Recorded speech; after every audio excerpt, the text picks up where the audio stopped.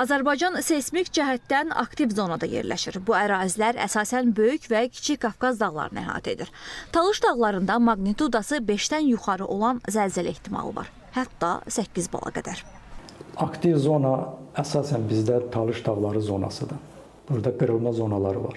Aktiv zonalar əsas orada, Lerikə doğru, qərbə doğru. Xəzər dənizində çox nadir halda elə bir təkanlar qeyd olunubdur. Amma 8 bala qədər, 8 bal zəlzələ ehtimalı var bizim bu Talış dağları zonasında. Zəlzələlərlə bağlı ilkin məlumatlar seysmoloji stansiyalar vasitəsilə öyrənilir. İl boyu tək bu stansiyadan 700-800 zəlzələ qeyd olunurdu. Və dünyanın bütün yerlərində. Çili zəlzələsi olsun, istəyir Yunanistan zəlzələsi, yəni aktiv yerlər ki var.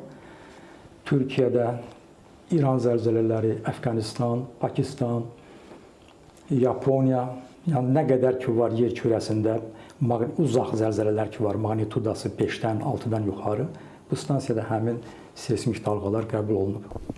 Son dövrlərdə qonşu ölkələrdə, xüsusilə Türkiyədə baş verən zəlzələlər Azərbaycanda seysmik fəallığın artmasına səbəb olur. Və hazırda biz Zəlzələ Tədqiqatlar Bürosundayıq və burada GPS-lər yerləşir ki, onlar da yer səthindəki horizontal hərəkətləri ölçür. Və GPS məlumatların əsasında biz gördük ki, ən yüksək sürətlər həmin bu stansiyalarda, o bölgədə yerləşən stansiyalarda yüksək sürətlər qeydə alınmışdır.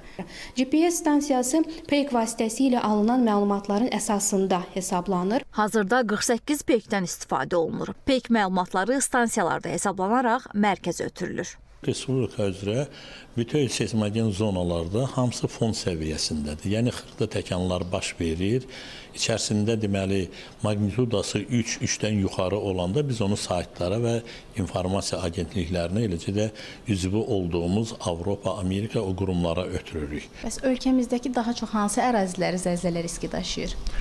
Ən çox deməli Şamaxı İsmaillidir, sonra Şimali Qərb Şəki-Zakataladır, Kiçik Qafqazda deməli Gəncəbasardır, Talış zonasıdır, eləcə də Naxçıvandır. Bugün Azərbaycanda 100-ə yaxın GPS stansiyası var. Seysmoloji stansiyaların sayı isə 88-dir. Onlar seysmoloji, geofiziki, geokimyəvi və geodinamik kompleks tədqiqatlarda mühüm əhəmiyyət kəsb edir. Lalə Allahverdiyeva, Novruz Kazımov, Əyyub Türkay, Çinarə Qambayeva, ASTV xəbər.